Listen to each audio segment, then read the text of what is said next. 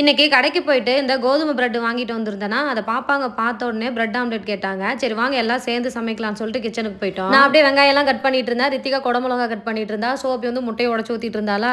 சரி எப்பயும் செய்கிற மாதிரி பிரெட் ஆம்லெட் வேணாம், இதில் கொஞ்சம் நம்ம சீஸ் எல்லாம் துருவி மேலே போடலான்னு சொல்லி பண்ணியிருந்தேன். அதுவுமே பார்த்திங்கன்னா சூப்பராக வந்துருந்தது. பிரெட் ஆம்லெட்டு ரெடி ஆயிருச்சு.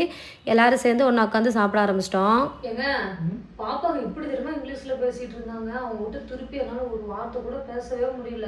Mom, I'm so hungry. Why are you taking too much time? Hey, wait few minutes. Mom is preparing, right? I think so. We don't want to buy in the hotels and all. You're also cooking very nice. இதான் பிரச்சனையா? ஆமாங்க. டியோலிங்கோன்னு ஒரு app இருக்கு. அதை download பண்ணினா ஈஸியாக English கற்றுக்கலாம்.